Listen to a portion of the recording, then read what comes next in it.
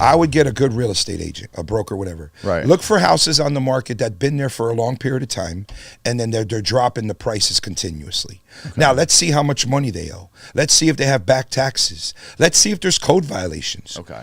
We're trying to attack the runt of the litter. Right. The guy, like I'm telling you, he's in a situation where he needs money. Okay, yeah. So we need to, listen. Like me, we're preying on the weak. Not only that, you're preying on the strong as well. If a guy were to come to me there's right nothing now, wrong with it. I'm with it, Danny. If a guy came to me right now today, said, Bryon, look, I want to do a deal with every single piece of real estate you own with a lease option or owner finance. I'll sell him everything I own because I'm going to set it up what I want.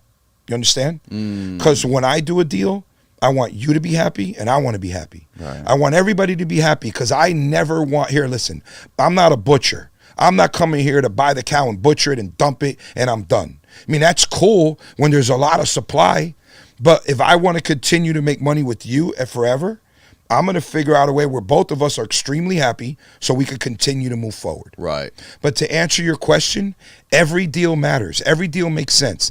The only thing that changes is the numbers. How can I make money, you make money, and the guy I'm selling it to make money, and everybody's happy at the same time? Okay, so walk me through. I found a house. So I found a house, a guy who's had a house listed for 6 months. He's been dropping his pants on the price for 6 months. He can't move it. It's been on the market for way too long. I got a hard money lender. I got a guy who's willing to give me cash to buy the house. Now what? I don't want to deal with that guy. I'm talking about, I want to buy that deal, but I don't need that hard money lender. Okay. You never need a hard money lender unless it's an absolute necessity. Let me tell you what I mean by that. Okay. You're the homeowner. I don't need a lender. For what? You're going to be my lender. You, the owner of the house. Got you. So even if you have a mortgage, I'm still going to figure out a way to get the deal done. Okay. So here's how I'd say, look, you own this house. You got it listed for $500. It's only worth $450, right? Right. Here's what I'm going to do for you. I'm going to buy this house off you. How much money do you owe? Let's pretend you owe $300. I say you're selling it for $450. By the time you pay your real estate commissions, your closing costs, about 10%. So $450, $45,000, $405. Let's just make it $4. You owe $3. You only have $100,000 here. That's all you have. Right. That's what you got. After it's sold. I say, here's what I'm going to do. I'll give you 20, and I owe you 80, and you're going to deed this property in my name.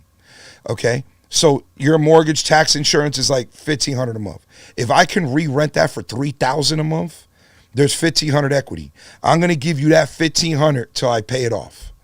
So now so if I give you at zero interest now. Yeah. So if I got to take $1,500 a month, which is $18,000 a year.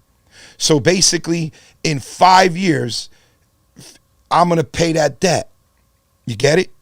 So I'm going to pay you that extra, I'm going to pay your payments plus $1,500. So in 5 years from now, I paid you off and I still got that debt.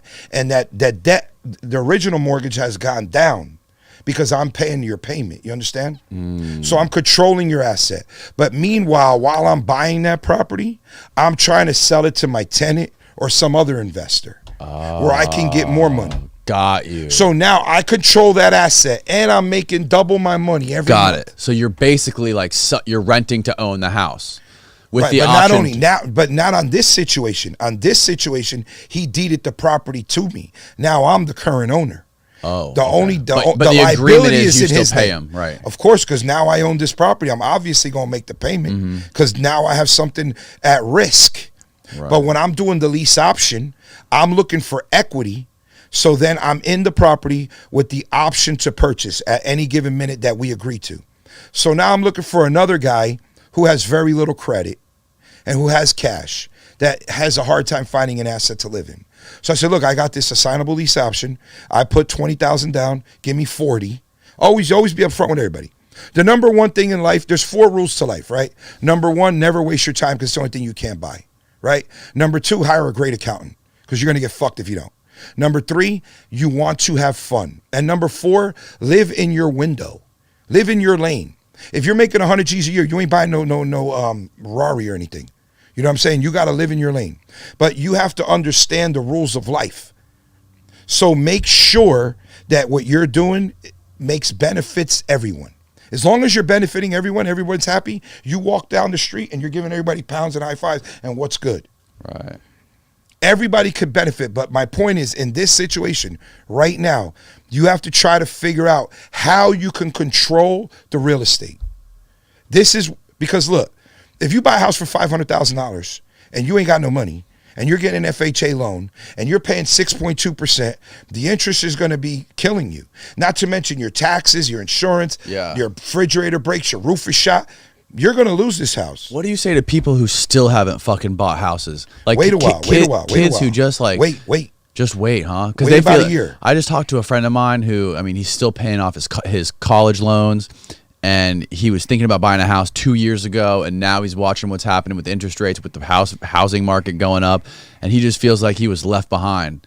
And I'm like, bro, well, yeah, he missed his boat. Tent City. But listen to this. There's multiple boats, though. Never, but like I'm telling you, what I'm telling you right now on this lease option, he could do that. But it depends. What's his financial position? How much is his rent? Is it cheaper to own than rent? You know what I mean? You have to use all that in consideration. But listen, when I talk real estate, I never think about the guy who's living in the house, because that doesn't make us any money. You understand? The average homeowner, it's cool because that's going to be the end user. But at the end of the day, that's not the guy I'm looking for. Does that make sense to you?